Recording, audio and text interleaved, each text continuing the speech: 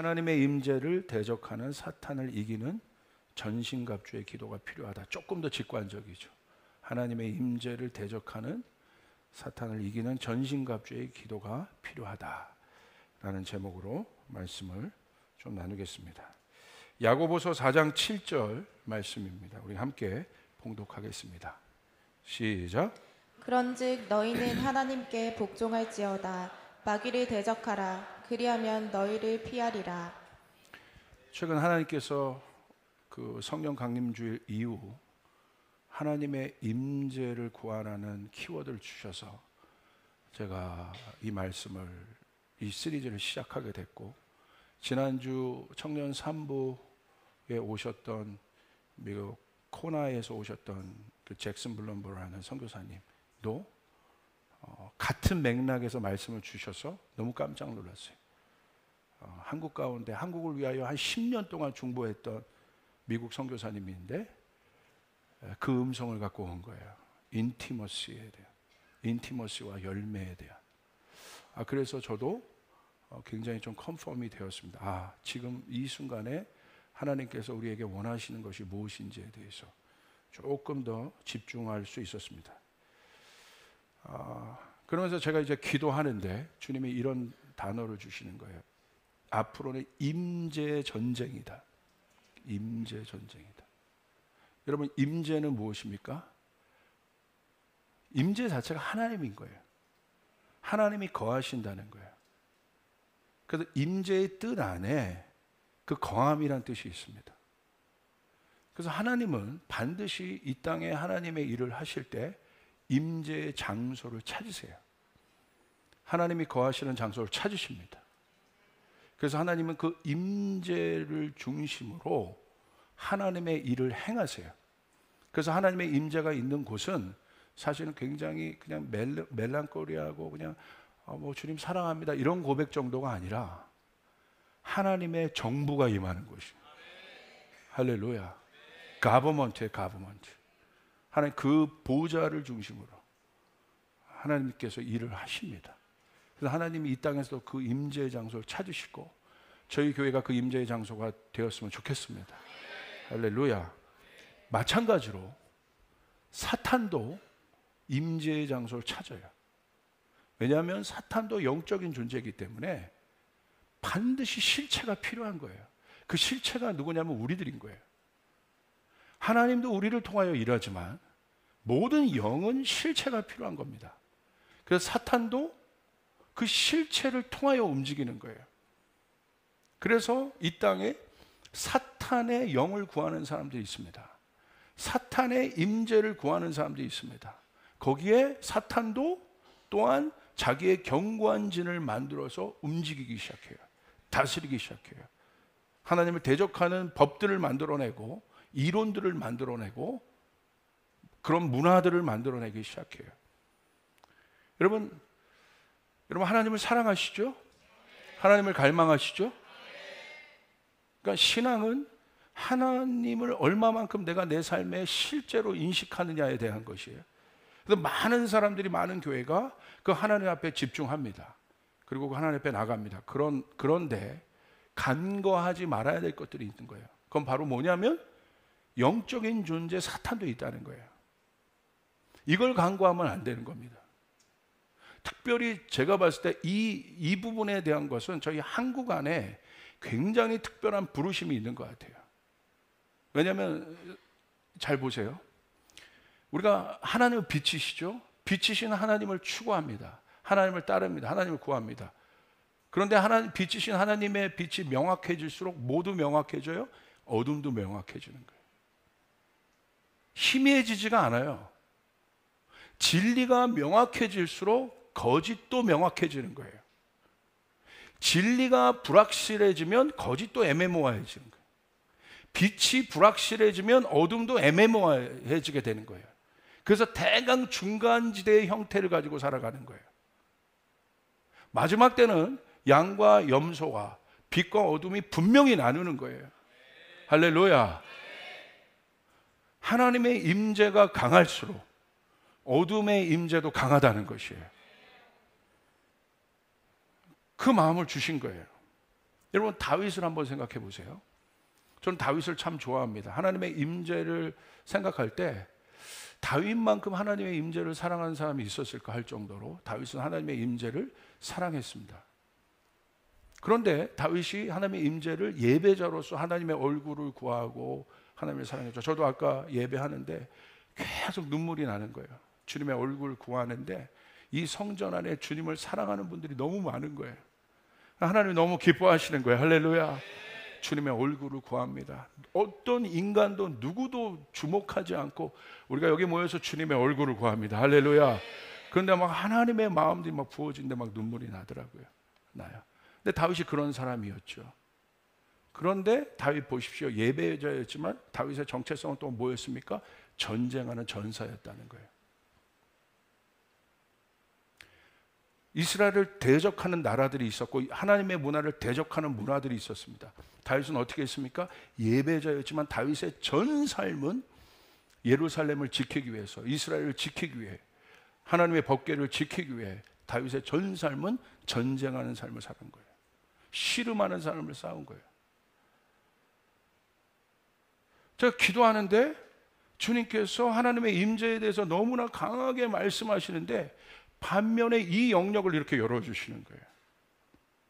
그러면서 제 안에 계속해서 떠올랐던 한 단어가 있었어요. 성령께서 주신 단어가.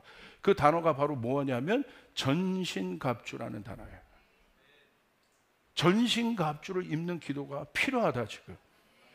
왜냐하면 사도 바울이 에베소 6장에 전신갑주를 이야기하면서 성도의 삶이, 성도의 신앙이 어떤 신앙인지 사도 바울이 우리 가운데 이야기한 부분이 있는데 바로 그것이 어떤 거냐면 에베소서 6장 12절의 말씀입니다. 우리 한번 같이 보겠습니다. 시작.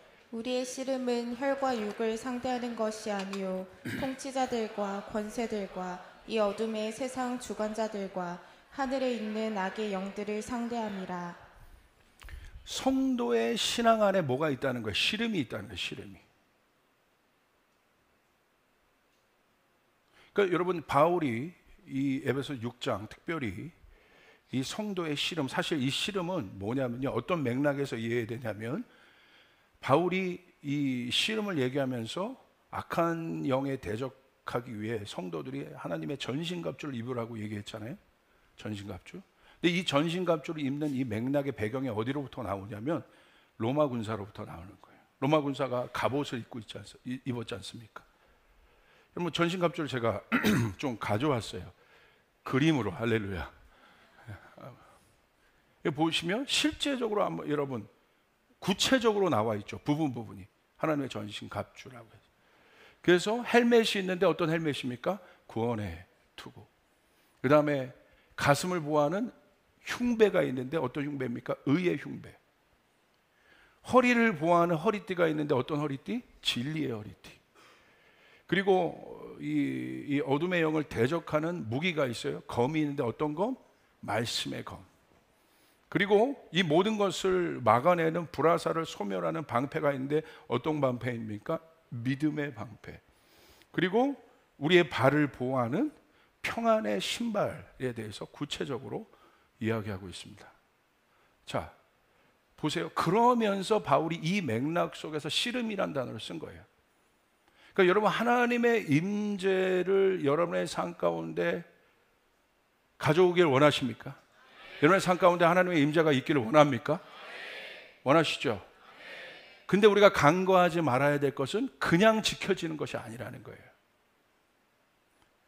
우리가 여기 교회 와서 하나님의 얼굴을 구하고 하나님을 찬양하고 예배하지만 이 문만 열고 나가면 사단이 우는 사자와 같이 삼킬 자를 찾고 있고 하나님을 대적하는 문화들이 가득하고 미디어들이 가득하죠. 그러니까 우리의 신앙을 지킨다는 것이 바울은 뭐라고 표현했냐면 하나님의 그 임재를 지키는 삶을 뭐라고 표현했냐면 씨름이라고 표현했다. 씨름. 근데 이 씨름은 어떤 맥락에서 이해되냐면 야곱이 하나님의 사자와 레슬링한 그 씨름이 아닙니다. 그 전투의 맥락에서 이해해야 된다고 했어요. 그러면 이 씨름은 바로 어떤 씨름이냐면 여러분 전투에 있어서 가장 강력한 무기가 뭐냐면 활입니다. 원거리예요. 원거리에서 활을 쏘죠. 활이 창을 이겨요. 원거리에 있으니까 원거리 무기를 갖고 있는 팀이 무기가 없는 팀을 이길 수 있어요. 자, 이 활의 어떤 그 라운드가 지나면 그 다음에 뭐가 나옵니까? 조금 더 가까워져요. 전쟁은 가까워진다는 거예요. 그럼 뭘 듭니까? 창을 들기 시작해요. 창도 원거리 무기입니다. 칼을 갖고 있는 사람보다 창을 갖고 있는 사람이 유리해요. 싸우기가 쉬워요. 자, 이 창의 라운드가 끝나면 이제는 진짜 가까워지는 거예요. 칼을 듭니다. 칼을 들고 어떻게 합니까? 육박전을 하는 거예요. 그게 바로 마지막 고지전이에요. 마지막 전투예요. 오늘 바울이 얘기한 씨름은 마지막이라는 거예요. 마지막. 그 맥락에서 이해해야 되는 거예요. 원거리에서 점점 가까워져 와서 마지막 사탄과 어떻게 해요? 프론트 라인에서 고지전을 하는 거예요. 그 싸움을 하는 겁니다. 그게 씨름이에요. 제가 느끼는 임재란 요즘에 느낌은 바로 이런 거예요. 전쟁이구나 이게. 하나님께서 여러분 가운데 승리를 주길 원하십니다. 아멘. 그렇지 않아요? 이 세상에서 나의 신앙을 지킨다는 것, 하나님과 동행한다는 사실이 얼마나 힘듭니까? 쉽지 않다 이거예요. 그래서 바울은 씨름이라는 단어를 썼습니다. 자, 그러면 우리가 명심해야 될 것들이 하나 있는데, 자, 왜 우리가 이것을 우리의 삶의 씨름이고 전쟁이라고 우리가 생각해야 되는지, 야고보서 4장 7절 아까 여러분이 읽으셨죠? 우리 한번 그 부분을 한번 다시 한번 읽겠습니다. 시작. 그런즉 너희는 하나님께 복종할지어다. 마귀를 대적하라. 그리하면 너희를 피하리라. 분명히 마귀의 존재가 있다는 거예요. 사탄의 존재가 있다는 거예요. 근데 사탄은 어떤 대상이에요? 대적해야 될 대상이에요. 우리의 임재를 가로막고 우리를 착취하고 우리의 모든 것을 빼앗는 사탄의 존재가 있는데, 여러분 성경은 뭐라고 얘기하고 있냐면 그 사탄을 어떻게 하라는 거예요? 대적하라고 얘기하고 있는 것입니다. 그리하면 너희를 피하게 되리라. 그렇게 얘기하고 있습니다.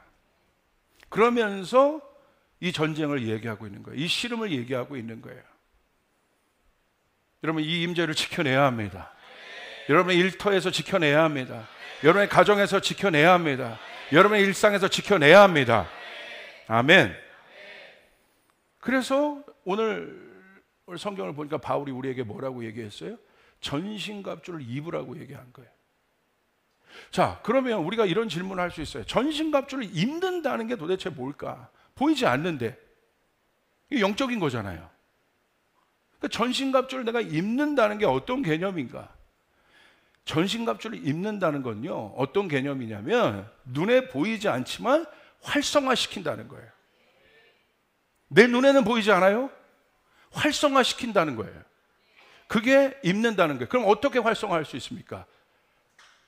보이지 않는 세계를 활성화할 수 있는 능력은 딱 하나예요. 기도입니다. 할렐루야. 여러분 보세요. 누가복음 22장 40절 우리 한번 같이 한번 읽어보겠습니다. 시작. 그곳에 이르러 그들에게 이르시되 유혹에 빠지지 않게 기도하라 하시고. 자, 사단은 영적인 존재입니다. 영적인 존재라는 사실은 뭘 말하는 거예요? 우리의 힘과 3차원적인 능력으로 이길 수가 없다는 거예요.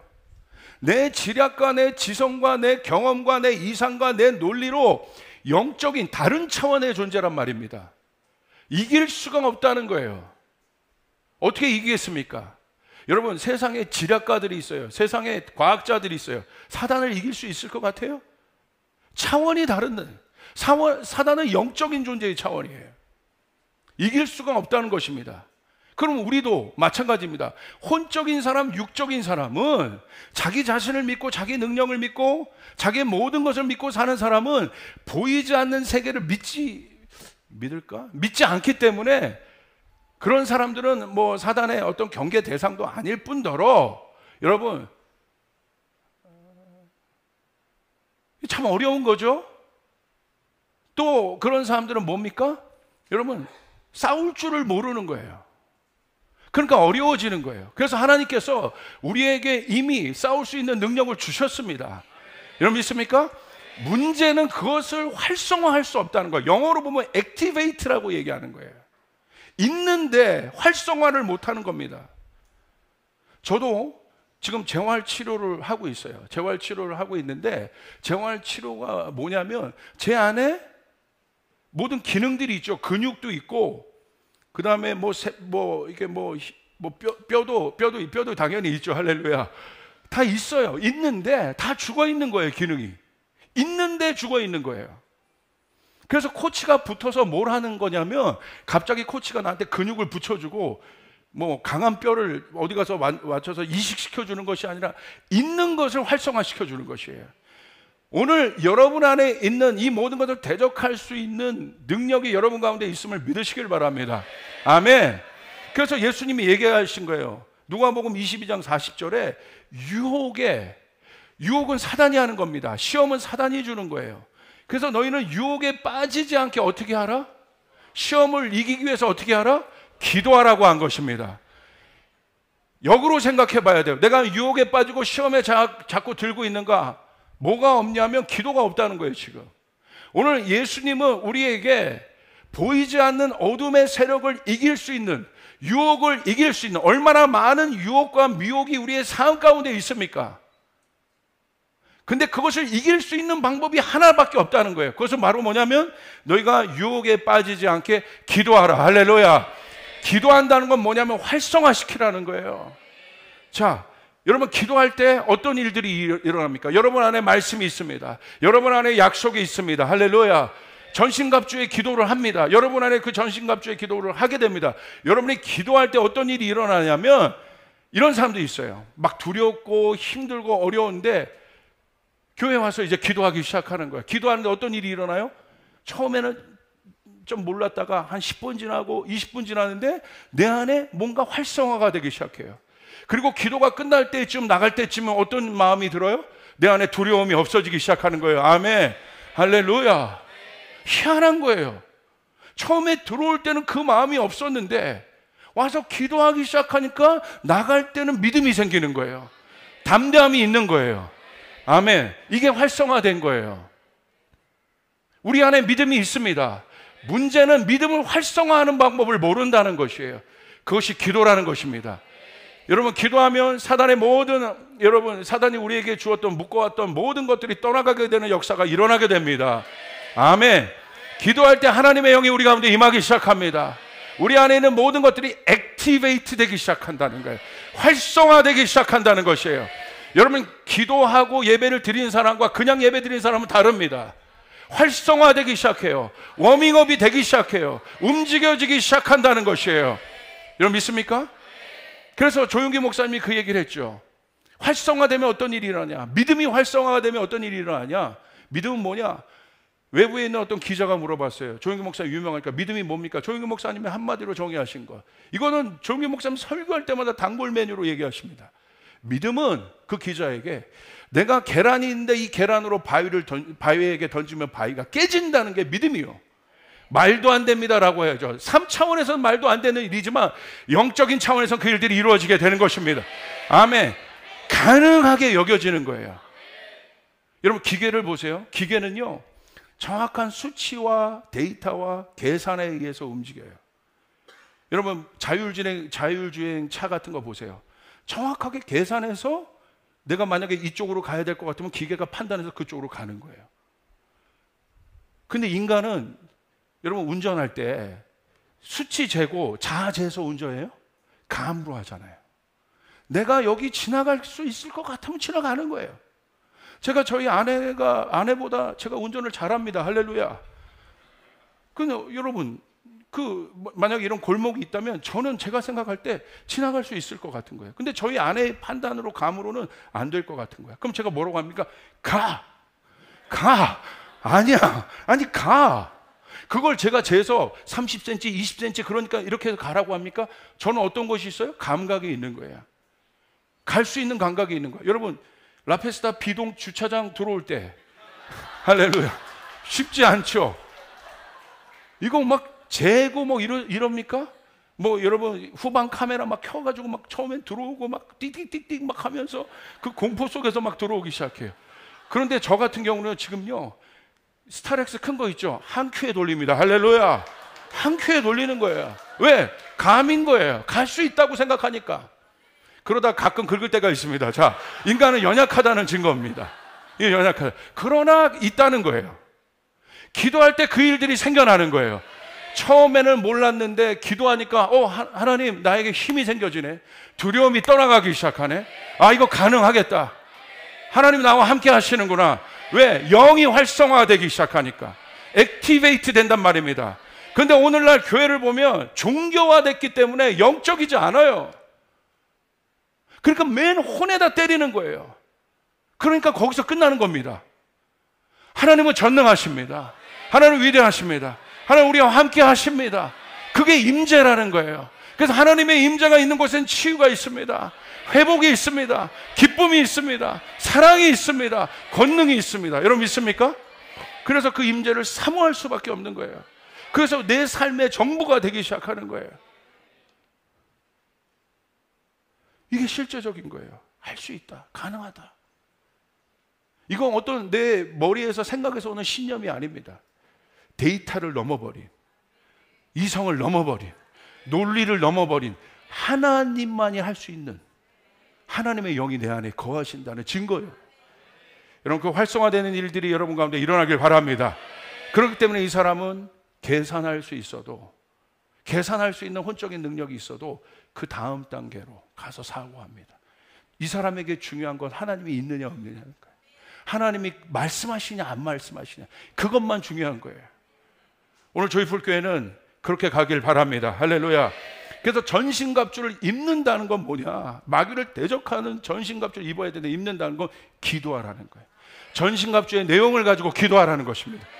자, 그 전신갑주가 무엇입니까? 에베소서 6장 14절부터 18절 우리 같이 한번 읽어보겠습니다. 시작. 그런즉 서서 진리로 너희 허리띠를 띠고 의의 호심경을 붙이고 평안의 복음이 준비한 것으로 신을 신고 모든 것 위에 믿음의 방패를 가지고 이로써 능히 악한 자의 모든 불화살을 소멸하고 구원의 투구와 성령의 검 곧 하나님의 말씀을 가지라.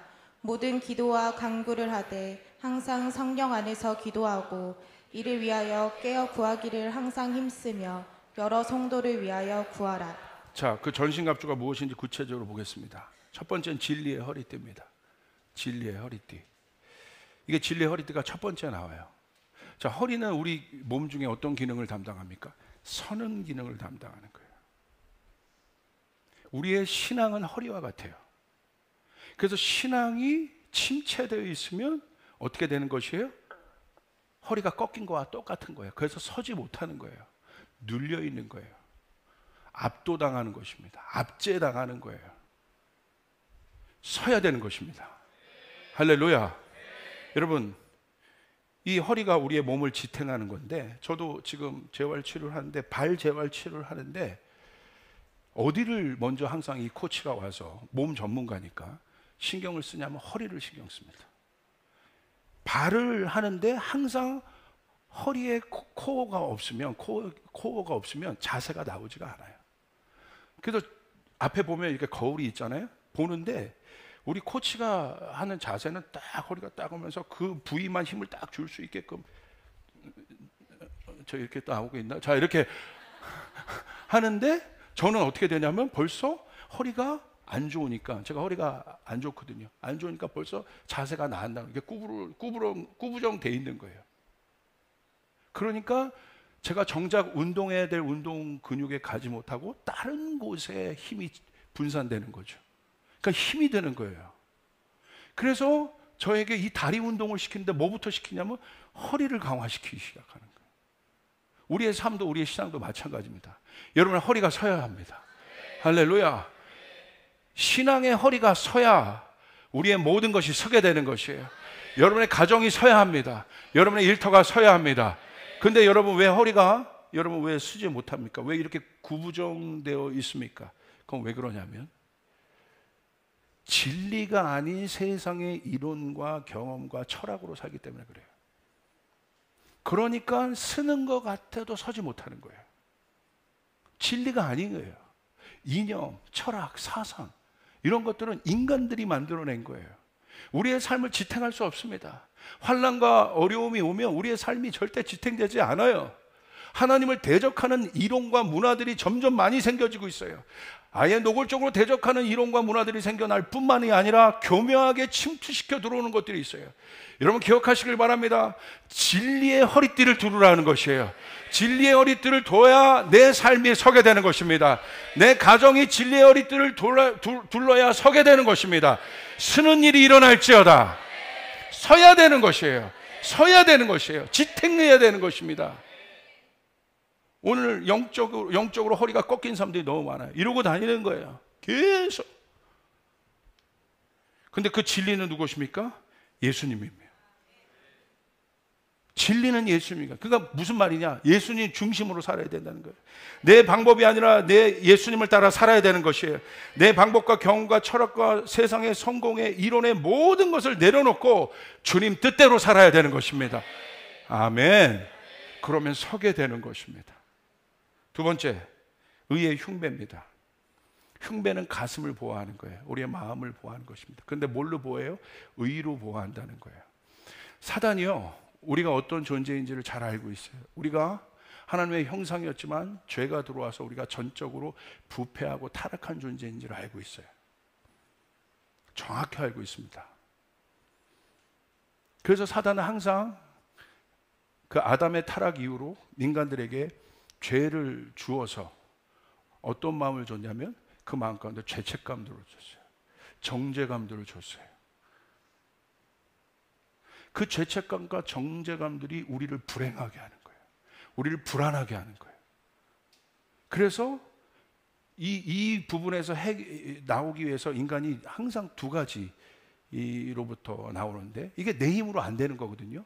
그 두 가지의 한 형태가 뭐냐면 극단적인 형태로 나타나. 하나는 극도의 쾌락을 통해서 잊어버리든가 아니면 극도의 금욕을 통해서 자기를 뭔가 보호하려고 해요.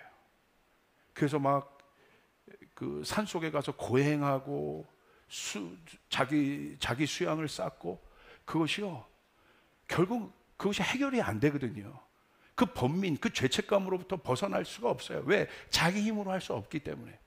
자기의 불의를 내가 불의한데 인간의 노력으로 그 불의에서 인간이 벗어날 수가 없습니다. 해결이 될 수가 없습니다. 아니면 그 모든 것을 잊어버리겠다고 극도의 쾌락으로 갑니다. 여러분, 그 쾌락이 주는 마지막 결론은 공허함이에요. 힘듦이에요. 지침이에요. 해결이 안 된다는 거. 뿌리는 똑같아요. 하나님이 하셔야 되는 것이에요. 그래서 예수님이 오셔서 육신의 몸을 입고 죄된 우리의 몸을 입고 우리의 과거와 현재와 미래의 모든 죄를 지시고 예수님이 죽으셨고 부활하셨습니다. 아멘. 그분이 우리의 의가 되어 주셨습니다. 아멘. 그래서 우리는 날마다 예수님의 의의 흉배를 붙여놔야 되는 것이에요.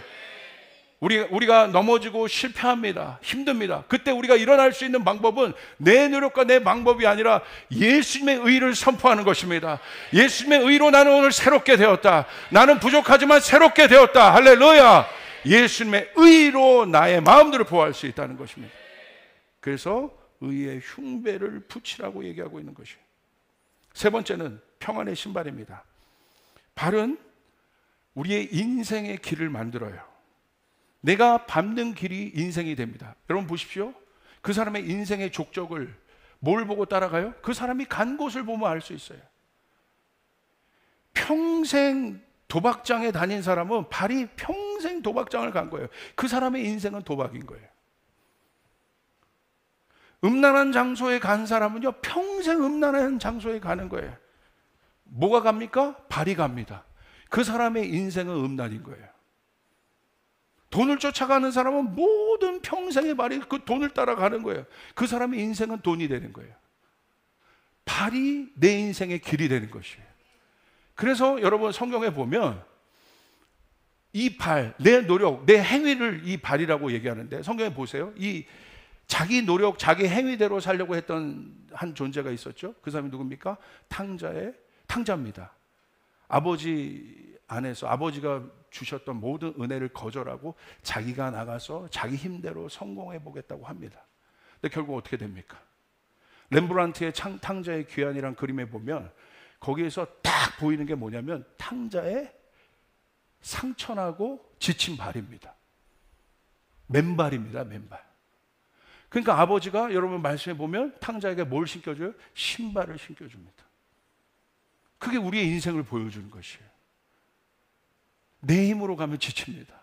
내 힘으로 가면 힘듭니다. 그래서 하나님은 오늘 우리가 말씀하시는 거예요. 반드시 신발을 신어야 한다. 평안의 신발을 신어야 한다. 아멘. 그렇게 될 때 내가 가는 발이 평안의 일들이 일어나게 되는 것입니다. 여기서 평안은 뭐냐면 하나님의 통치를 얘기하는 거예요. 샬롬을 얘기하는 거예요. 내가 가는 곳마다 회복이 일어나는 것입니다. 내가 가는 곳마다 치유가 일어나는 것입니다. 그러므로 우리는 어떤 기도를 해야 돼요? 하나님, 평안의 신발을 신는 기도를 해야 되는 것이에요. 주님 말씀하시는 것이에요. 그 신발을 신어라. 저는 정말 여러분의 발이 그 발이 됐으면 좋겠습니다.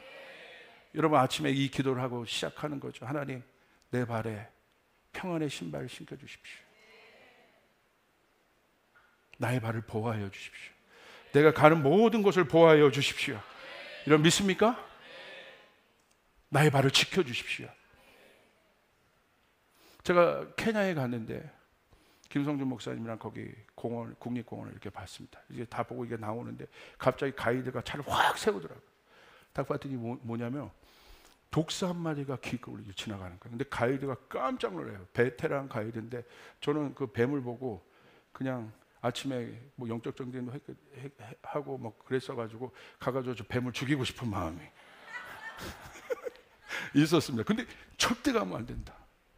왜냐하면 너무 강한 맹독을 갖고 있어서 그 뱀한테 물리면 3초면 죽는다는 거예요. 그래도 자신 있었습니다. 근데 저를 이렇게 뜯어 말리더라고. 발은 잘 안 보이는 부분이에요. 방심할 수 있는 부분이에요. 신경 안 쓸 수 있는 부분이에요. 얼굴은 엄청나게 신경 쓰는데 발은 잘 안 보이잖아요. 신경 안 써요. 사단은 거기를 노리는 거예요. 그래서 여러분 맨발로 다니면 안 됩니다. 내 인생의 길을 맨발로 내 행위로 다니면 안 됩니다. 지치게 되는 거예요. 평안에 예비된 신발을 신겨줘야 되는 겁니다. 근데 우리 교회에 우리 신혼부부에 어떤 형제님이 계시는데 이 형제님이 유명한 또 뮤지컬 또 배우기도 하고 인스타그램에 딱 보는데 깜짝 놀란 거예요. 발 사진 이렇게 딱 보는데 전 괜찮습니다 하고 딱 봤더니 독사에게 물린 겁니다. 산책하다가 독사의 살모사에게 물렸는데 여러분 다행히 골든타임을 지켜줘서 그 형제님 지금 여기 나와 계십니다. 할렐루야. 골든타임을 지켜줘서 정말 큰일 날 뻔한 거예요. 이 맹독이 퍼질 뻔했는데 하나님이 지켜주는 거예요. 그래서 제가 그랬어요. 전화로 기도해주면서 우리 교회 성도들은 독사가 물어도 죽지 않는다. 할렐루야. 저는 그 형제님에게 기도해 줄 때 상당히 이게 예언적인 마음들이 있었어요. 오히려 더 강하게 하실 것이다. 더 강하게 하실 것이다. 할렐루야. 여러분 평안에 예비된 신발을 신고 사단의 머리를 밟아야 합니다. 아멘. 내 인생을 파괴하고 내 인생을 향한 계략을 꾸미고 획책을 꾸몄던 사단의 모든 계략이 이 평안에 주님의 통치의 발로 그 머리를 밟는 역사가 일어날지어다. 이 기도를 하고 시작하는 거예요. 하나님 내 발을 보호하여 주시옵소서. 내 발이 가는 곳마다 하나님의 역사가 일어나게 도와주시옵소서. 구체적인 것이에요. 이 기도를 해야 돼요. 이게 입는 거예요. 기도하는 것이 입는다는 거예요. 네 번째는 믿음의 방패입니다. 여러분 믿음에 있어서 가장 중요한 것은 신뢰입니다. 믿음을 우리가 말하기 전에 제일 중요한 건 믿음은 신뢰잖아요. 상호 간의 신뢰를 얘기하는. 신뢰는 사랑에 기반합니다. 변함이 없다는 거예요. 하나님이 우리를 신뢰하십니다. 하나님이 여러분을 신뢰하십니다. 그 증거가 뭐냐? 예수 그리스도입니다. 당신의 아들을 죽이셔서 우리를 살리시기까지 우리를 사랑하시는 거예요. 그것이 하나님의 사랑이에요. 예수 그리스도를 통하여 당신의 사랑을 우리 안에 확증하신 것이에요. 아멘. 그러므로 사랑하는 여러분, 그 사랑에 기초할 때 우리는 믿음을 가질 수 있어요. 환경에 휘둘리지 않을 수 있습니다. 상황에 휘둘리지 않을 수 있습니다. 보여지는 것에 휘둘리지 않을 수 있습니다. 하나님이 우리를 사랑하신 그 확증, 신뢰의 그 믿음이 있는 것이에요. 여러분이 넘어져도 하나님이 여러분을 일으키실 것입니다. 하나님이 여러분을 세우실 것입니다. 마찬가지입니다. 우린 그분을 향한 믿음이 있어야 되는 거예요. 확증이 있어야 되는 거예요. 보여지는 것에 의해서 내가 사는 존재가 아니라 그분을 향한 믿음이 있어야 되는 거예요. 그래서 여러분 믿음의 방패를 갖는다는 건 뭐냐? 이건 불화살을 소멸한대요. 불화살은 어떤 기능이 있습니까? 그냥 화살은 와서 꽂히죠. 꽂히는 것으로 끝나는 것이 아니라 불화살이라고 돼 있어요. 전염시킨다는 거예요. 불화살이 여러분 집에 꽂히면 어떻게 됩니까? 그것으로 끝나는 것이 아니라 집 전체를 전소시킵니다. 사단은 불화살을 쏜다는 거예요. 오늘 여러분이 하나님 앞에 나갈 때 하나님의 뜻대로 살려고 하는 여러분의 생각과 마음 가운데 불화살을 쏘는 거예요. 그래서 그것으로 끝나는 것이 아니라 내 몸을 전소시킬 뿐만 아니라 자신의 영으로 나를 사로잡을 뿐만이 아니라 어떤 일을 합니까? 내 주변, 내 공동체를 전염시킵니다. 같이 태워버립니다. 이스라엘 백성 보십시오. 가나안에 마지막 들어가기 전에 그들이 정탐꾼의 부정적인 말에 의해, 믿음 없는 말에 의해서 어떻게 됩니까? 3일 만에 수백만 명이 전염돼요. 제가 봤을 때 불화살을 맞은 겁니다. 믿음 없는 이야기를 합니다. 부정적인 이야기를 합니다. 결국 그들은 약속의 땅에 들어가지 못했습니다. 이것을 이길 수 있는 것은 믿음의 방패를 가져야 하는 것이에요. 아멘. 믿음의 방패를 가지고 사단의 불화살을 제거해야 됩니다. 그렇게 될 때 여러분 어떤 것들을 할 수 있냐? 여러분 혀를 지킬 수 있는 거예요. 여러분의 생각을 지킬 수 있는 거예요. 아무리 부정적이고 어려운 상황이라 할지라도 현실은 그런 거예요. 그게 현실이에요. 가나안이 거민이 있는 게 현실입니다. 그러나 믿음의 사람은 믿음의 언어를 얘기해야 되는 것이에요. 믿음의 방패를 들고 믿음의 언어를 말해야 되는 것입니다. 아멘. 하나님이 나와 함께 하신다. 하나님이 나와 함께 하시면 문제가 없다. 연약하고 부족한 상황, 내가 내 자신이 연약하고 부족한 상황에 갈지라도 믿음의 언어를 말하시길 바랍니다. 믿음의 생각을 하시길 바랍니다. 아멘. 옆 사람에게 선포하겠습니다. 믿음의 생각을 해야 된다. 믿음의 언어를 말해야 됩니다. 믿음의 언어를 말해야 된다. 자, 보세요. 지금 말에 대한 티칭이 아닙니다. 그러나 여러분 말은 중요해요. 믿음에 있어서 말한 대로 돼요. 내가 던진 말은 여러분 절대 땅에 떨어지지 않아요. 공중에 떠다니게 되어 있는 거예요. 여러분이 자녀에게 한 말은 절대 땅에 떨어지지 않아요. 공중에 돌아다니게 되어 있는 것이에요. 그러므로 여러분 믿음의 말을 해야 되는 거예요. 창조의 언어를 말해야 되는 것입니다. 아멘. 그렇게 될 때 하나님의 역사가 일어납니다. 우리 조이풀 교회는 잘 됩니다. 하나님의 역사가 일어납니다. 기적이 일어납니다. 이곳에 오는 모든 성도들 안에 회복이 있을 것입니다. 기적이 나타날 것입니다. 치유가 일어날 것입니다. 여러분 믿습니까? 아멘. 오늘 한국인의 믿음은요, 멜랑콜리아나 어떤 그런 걸로 통해서 만들어진 것이 아니라 이런 우리 믿음의 선배들은, 우리 믿음의 부모님들은 제가 아까 기도하는데 그 마음을 주시더라고요. 어려웠잖아요. 많은 고난이 있었잖아요. 우리 한국인이 갖고 있는 믿음은 여러분 마지막 때 이 어마어마한 것들을 돌파할 믿음입니다. 할렐루야. 제가 기도하는 것은 북한에 있는 지하교회에 있는 우리 성도들 마지막에 저 순교의 믿음을 쓰실 것입니다. 아멘. 환경을 통과한 그들의 믿음을 쓰실 것입니다. 하나님이 살아계시다는 것이 무엇인지 우리 북한 동포 지하교회 우리 성도들 통하여 보여주실 것입니다. 제 안에 그 마음이 있습니다. 그게 진짜인 겁니다. 가짜 믿음이 아닙니다. 그 투쟁 속에서, 그 씨름 속에서 지켜낸 믿음. 이 한국인의 믿음, 한국의 여러분 역사들 보십시오. 기적이 일어나. 한국인의 이 통성기도를 보십시오. 그냥 나오는 것이 아니에요. 하나님 나 역사해 주세요. 하나님 나와도 이게 아니에요. 한국인의 보여. 외국인들이 물어봐요 이거를. 금요일 날 왔던 이상훈 총장님은 미국 신학계에서도 유명한 분이에요. 그분이 붙잡고 있는 게 그거예요. 미국 목사님들 모자이크 교회 다 만났다는 거예요. 근데 그분들이 얘기한다는 거예요. 우리 안에 깊이 있고 하나님의 임재를 추구하는 것이 있는데 하나님에 대한 간절함이 없어. 이 간절함은 한국에 있잖아. 여러분 이 씨름하는 기도로 올라와야 합니다. 우리는 거기서 만들어지는 거예요. 여러분의 삶이 녹록지 않습니다. 어렵습니다. 힘듭니다. 현실입니다. 쉽지 않아요. 그러나 여러분 낭망하지 마시길 바랍니다. 씨름하시길 바랍니다. 믿음의 방패로 일어나시길 바랍니다. 하나님 우리와 함께 하신다. 전쟁 이후에도 아무것도 없을 때도 우리 하나님 함께 하셔서 기적을 이루셨습니다. 그 부흥이 다시 올 것이고 우리 가정을 일으킬 것이고 나를 일으킬 것이고 나를 세울 것이라는 거예요. 그러므로 믿음의 사고를 해야 되는 거예요. 우리 앞으로 이루어질 향동 성전 가운데 하나님의 영광이 임할 것입니다. 전 미리 선포하는 것이에요. 하나님의 영광이 임할 것입니다. 아멘. 하나님이 그 사람을 통하여 일하시는 거예요. 믿음의 방패를. 스몰에도 마찬가지예요. 누가 불화살을 딱 맞잖아요. 그럼 벌써 믿음 없는 이야기라고, 부정적인 이야기라고. 근데 옆에 사람들이 군사로 딱 정비되어 있으면 이러는 거죠. 집사님, 왜 그러는 거야? 왜 그런 말해? 이거 신천지? 하나님은 그렇게 성경에 없는데? 우리에게 믿음의 얘기를 하라고 했는데 어디 이렇게 부정적인 얘기를 해? 처럼 얘기하면 안 돼요. 저처럼 이렇게 집사님 막 이러면서 벌써 거기에 사단의 역사가, 이 미간의 역사가 어떻게 부드럽게 집사님 아니잖아요.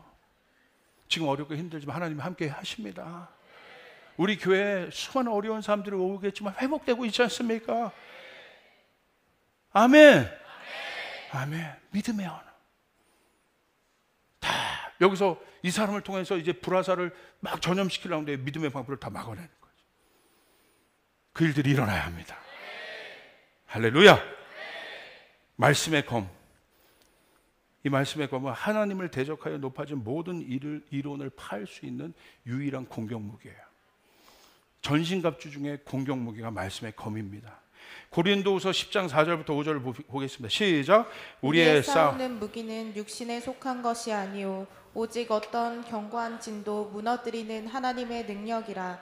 모든 이론을 무너뜨리며 하나님 아는 것을 대적하여 높아진 것을 다 무너뜨리고 모든 생각을 사로잡아 그리스도에게 복종하게 하니. 하나님을 대적하여 높아진 모든 견고한 이론과 진들이 있다는 거예요. 네, 이것을 마지막 때 무너뜨릴 수 있는 건 하나님의 말씀인 거예요. 그래서 여러분, 말씀의 검이 있지만 양날성 검이 돼야 됩니다. 정교하게 하나님과의 친밀한 관계를 통해서 날마다 하나님의 말씀을 순종하는 것을 통해서 이 검이 날카롭게 갈아져 있어야 돼요. 저희 커버넌트 아이들을 저는 너무너무 기대가 돼요. 너무 기대. 왜? 마지막은 점점 이렇게 되고 있잖아요.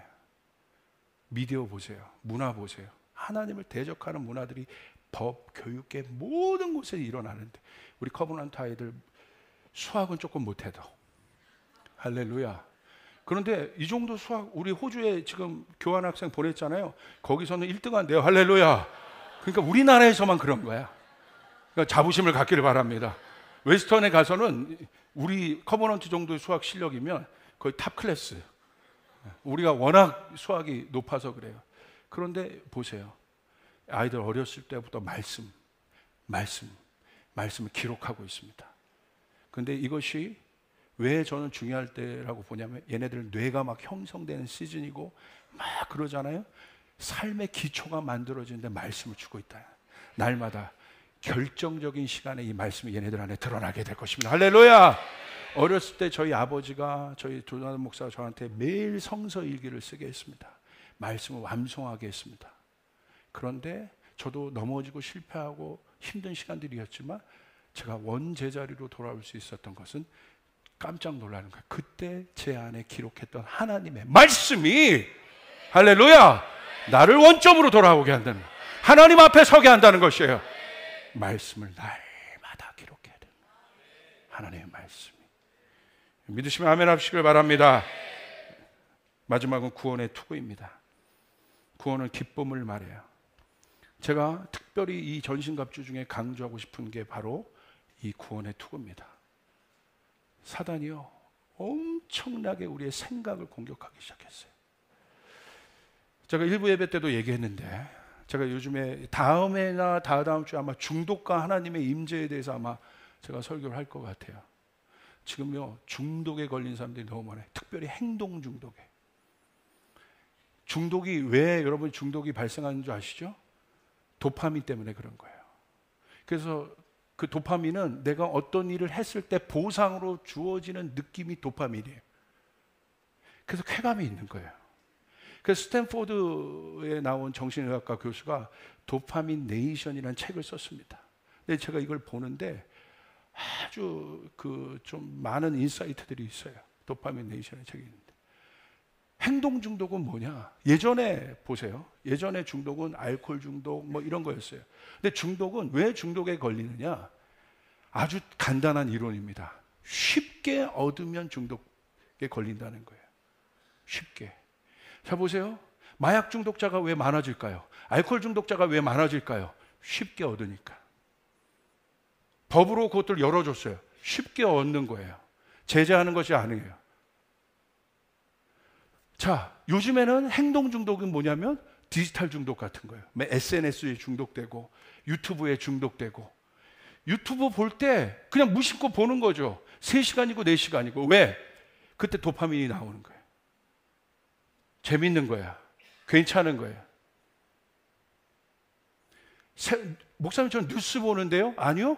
새로운 것을 구할 때 얻는 도파민이 오는 거예요. 자꾸 나는 새로운 걸 봐야 된다. 근데 거기서 말하는 건 뭐냐면 결국 이런 행동 중독들이 브레인 데미지를 갖고 온다는 거예요. 여기를 상하게 한다는 것입니다. 그래서 실제적으로 그렇게 해본 적이 있었어요. 미국에. 실제로 보세요. 1920년대에 금주법이 미국에 있었다는 거예요. 근데 그 금주법이 있었을 때 미국의 실질적인 알코올 중독자의 수치가 내려갔다는 거예요. 왜? 술을 사기 어려우니까. 아주 간단한 이론입니다. 마찬가지입니다. 왜 우리나라에 미디어 중독, SNS 중독 이런 중독들이 많을까요? 우리나라는 5G예요. 전 세계에서 제일 빨라요. 여러분이 만약에 아마존에 가 있다고 생각해 보십시오. 여러분 와이파이 터지지 않는데 가 있다고 생각해 보세요. 여러분 미디어 중독 절대 걸릴 일이 없습니다. 왜? 볼 수가 없으니까. 근데 우리나라에서 왜 미디어 중독들 그런 것들이 심합니까? 왜? 그래서 여기가 다 망가지고 있습니까? 왜? 쉽게 구할 수 있기 때문에. 그러므로 주님이 저에게 말씀하시는 것들이 있었어요. 구원의 툭을 써야 되는 것이에요. 세상에 그런 것들을 통한 도파민적인 어떤 1차원적인 것이 아니라 위로부터 오는 구원은 뭐냐면 기쁨이라는 것이에요. 내 영혼이 자유케 되었다는 기쁨이 있어야 된다는 것이에요. 아멘. 내가 천국 가게 됐다는 기쁨이 있어야 된다는 것이에요. 하나님의 임재가 오늘 나와 함께 한다는 기쁨이 있어야 된다는 거예요. 여러분 믿으시면 아멘 합시다. 한국은 이것을 왜 기도하셔야 돼요? 구원의 투구. 그래서 이것으로부터 우리가 하나님의 임재를, 이 중독으로부터 지켜내는 하나님의 임재를 지켜내기 위한 설교는 다음 주에 할렐루야 예고편을 합니다. 실제적인 것이라는 거예요. 그래서 저도 몇 주 전부터 이 음성을 들은 이후에 계속해서 이 기도를 하고 있습니다. 하나님, 아침에 일어나서 하나님 나에게 구원의 투구를 써주시옵소서. 의의 흉배를 둘러주시옵소서. 진리의 띠를 둘러주시옵소서. 평안의 신발을 신게 하여 주시옵소서. 믿음의 방패를 갖게 도와주시옵소서. 성령의 검을 갖게 하여 주시옵소서. 전신갑주를 입고 싸우라는 거예요. 여러분의 일터에 나갈 때 입고 싸우지 그냥 나가지 말라는 것이에요. 그러므로 전신갑주를 입는다는 것은 여러분 뭐 있습니까? 마지막에 이렇게 결론 냅니다. 에베소서 6장 18절 우리 같이 읽겠습니다. 시작. 모든 기도와 간구를 하되 항상 성령 안에서 기도하고 이를 위하여 깨어 구하기를 항상 힘쓰며 여러 성도를 위하여 구하라. 다시 원점으로 돌아갑니다. 이 모든 영적인 전신갑주가 활성화되는 것은 기도라는 거예요. 모든 기도와 간구를 하되 항상 성령 안에서 기도하고 이를 위하여 깨어 구하기를 항상 힘쓰라. 할렐루야. 제가 요즘에 이 교회 와서 기도하는데 성령 강림 2주 이후에 오는데 여기 앰모스피어가 바뀌었어요. 굉장히 깊이 있는 하나님의 임재가 있습니다. 내 문제를 갖고 왔던 기도하는 사람도 하나님의 얼굴을 구하는 기도들을 하기 시작합니다. 하나님의 임재가 여기에 쌓이고 있는 것입니다. 할렐루야. 아멘. 여기서 끝나는 것이 아니라 저는 마지막 때 한국에 이 믿음의 싸움을 하고 있는 이 씨름에서 승리한 믿음의 전사들이 다윗 닮은, 다윗이 그냥 예배장에 있었던 것이 아니라 다윗은 전사였습니다. 예배하는 전사였습니다. 그런 유다 지파와 같은 하나님의 사람들이 일어날지어다. 그런 사람들이 일어나게 될 거예요. 이건 실제적인 것입니다. 그래서 여러분 기도하시길 바랍니다. 그래서 여러분 유치하지만 그걸 해보겠어요. 저를 따라서. 자, 목사님 너무 유치한 건 아동분화하는 것이 하는 거죠. 아니요. 우리는 좀 유치할 필요가 있습니다. 자, 진리의 허리띠를 둘러봅니다. 자, 신용을 해보세요. 시작. 진리의 허리띠. 어떤 분은 막 이렇게 두릅니다. 지금 허리 둘레가 커가지고 할렐루야. 이렇게 진리의 허리띠. 자, 의의 흉배를 붙여봅니다. 의의 흉배. 좋네요. 2부 예배는 확실히 빠르네요. 제가 이렇게 하는데 여러분 의의 흉배 복명복창하시네요. 할렐루야. 의의 흉배. 할렐루야. 뭔가 짜릿한데요. 자, 그 다음에 평안의 신발 신으세요. 신으세요. 신으세요. 할렐루야. 이게 믿지 않는 사람 보면 대체 쟤네들 뭐 하는 짓이냐 이게.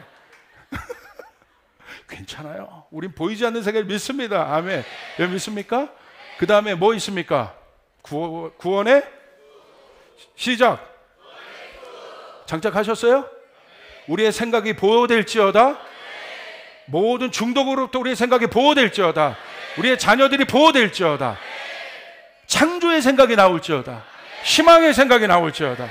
기쁨의 생각이 나올지어다. 그 다음에 세 번째 뭐 있습니까? 그 다음에 믿음의 방패 들어보세요. 자, 들어보세요. 어떤 분은 쌍방패. 그러면 칼을 어디다 들 거야? 자, 한쪽 방패로. 자, 믿음의 방패. 옆 사람에게 믿음의 방패. 마지막에 뭐 있습니까?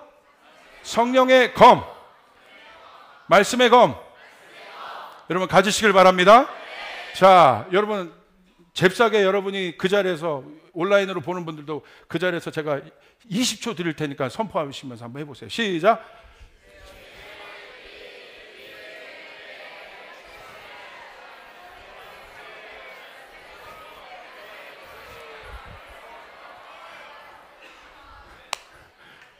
하나님의 전신갑주를 입으라. 할렐루야. 하나님의 전신갑주를 입으라. 여러분 하나님의 임재를 지켜내시기를 바랍니다. 이 씨름에서 승리하시기를 바랍니다. 우리 주님께 영광의 박수를 올리겠습니다.